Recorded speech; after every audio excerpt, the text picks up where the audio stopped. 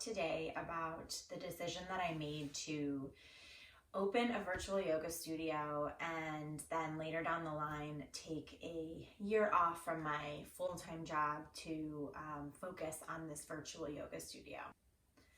This video is for anybody who is looking to take a chance on their dream and anyone who is considering changing professions. It's also for people who know me that are more curious about how I made the decision and how I'm doing. So it's a little bit of both.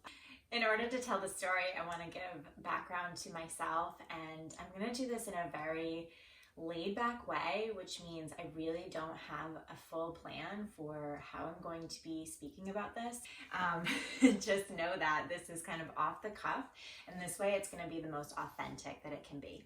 So I have been a school teacher, a classroom teacher for the past 14 years, and I've taught middle school social studies, and I absolutely love my job, though it is very difficult and there's a lot going on with it. And during my time teaching, I came upon a really difficult time in my life where I struggled with anxiety, which then led to depression. And in searching for ways to make myself feel better, I found yoga. And I eventually, because I love teaching, I eventually decided to become a yoga teacher and have been doing that on the side ever since.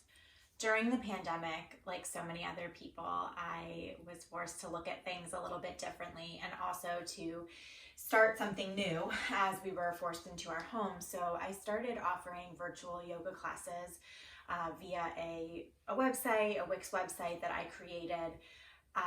It started as just a place for a community to gather and for me to connect with people via yoga.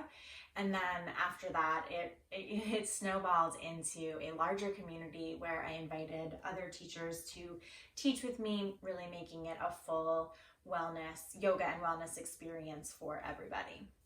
I watched videos from Sunny Lenarduzzi and Vanessa Lau, and they were the first two people that helped me understand how to start an online business. The point being, I taught myself how to do this, and you can totally do the same thing through watching videos and doing research. It is a huge time commitment to do that, and so you have to be ready in order to do that. As the world started to open back up a little bit, little by little, I did return to teaching in the classroom, and it was a very busy year for me, splitting both the online yoga studio as well as my classroom job. And I felt a lot of passion for both things that I was doing. And it was becoming really, really difficult for me to manage myself and my own wellness, which is really important when you are in the wellness industry. It actually happens to end up where a lot of times the instructors aren't able to find their own wellness because they're so busy. I started to feel like something needed to change. And that wasn't just because of the yoga studio and classroom teaching, it was also other personal things. The point is, I made a decision. I don't want to be doing exactly what I'm doing anymore. I need to change something.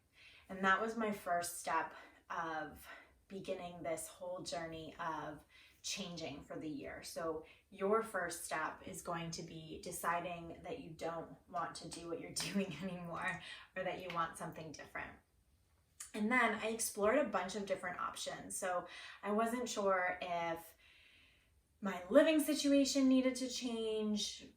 There were a ton of ideas that I kicked around, and I had made plans to do certain things. And then, life has a way of bringing things to us and unfolding as it will. And so things happened that just made me feel like, you know what, I need time for myself. It really was a mixture of both wanting to devote my time to something new, as well as needing my own personal wellness, especially if I was going to be leading people in the wellness field, no matter what.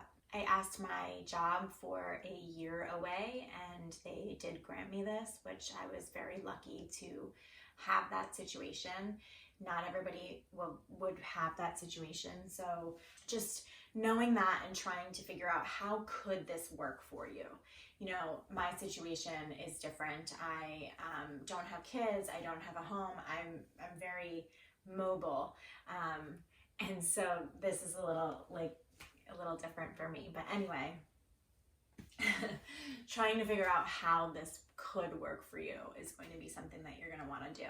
And it was really scary to make this choice and be doing something different. And so know that it will be scary and it will feel like at times you're wondering if you made the right choice.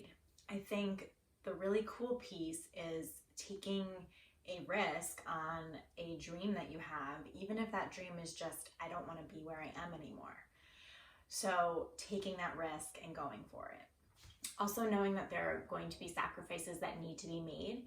So for me, I was not able to afford living on my own just on my yoga salary. So I did have to move in with my parents, which has actually been very lovely. But that was a sacrifice that I made moving out of the city, Boston, where I usually reside, and coming back to my hometown and with my parents. And that was a sacrifice that I made, and you'll have to make the same in order to make your dream work. It felt really nerve-wracking to have just this whole entire year in front of me and being like, what am I going to do with my time? This is so bizarre. It was really hard to make that plan, and that was where I looked to Sunny Lenarduzzi. She does a lot of great YouTube videos for how to structure time as an entrepreneur that has to make their own schedule. That was a really important thing for me, was laying the basis of how I would schedule my day, and then also writing out goals that I had for the year. And what I did was I just wrote everything down that I could possibly think of that I would want to do. And that's how I started. It's just this long list, and I'm pretty sure that that list on Google Docs is named "My Brain is Going to Explode," because that makes so much sense, where you could do anything in the world and you've got to kind of pull it back and make it manageable for yourself. I looked at my whole year and I kind of divided it into different sections of okay, this is what I think I'm going to be doing for the first half. This is what I think I'm going to be doing for the second half. Here are some things I need to put in place in terms of making decisions for what I'm going to do next. And so I had this whole calendar laid out that helped me in the process. And I decided that I would go for something that I really always wanted to do, which was take my 500-hour teacher training for yoga. And I signed up for that. I spent the money on it because I knew that it was a dream of mine that I wanted to complete. So I did the research, I thought about it long and hard, and I said, when am I ever going to have a chance to do this with so much free time? This is my time to go towards this. And so that was something that I had to structure into my day, was my 500-hour work. And I looked at how long did I want to take to complete it, and how often would that mean that I had to do my videos. At the same time that I was working on my 500 hours, I was also working on growing my virtual yoga business, Journey Forward Yoga. And I kept doing research about businesses. I kept pushing and trying to figure out how this was going to work and what were we really offering. I had to really narrow down what it was that Journey Forward was all about. So I worked really hard on what feels right. When I move this way with the business, does it feel good? Does it feel out of my realm? What? Taking feedback from people that are in the community and then moving forward. Again, all in a structured day, structured around my 500-hour training and my Journey Forward classes, as well as the business work that I had to do. Because the year was also about my personal wellness and reestablishing some positive routines into my daily life, I also really focused on that piece, on making sure that I was taking a walk every day, that I am exercising, that I'm making meals for myself, I'm trying to eat healthy. I'm relearning a lot of things that I had lost when I was struggling with anxiety.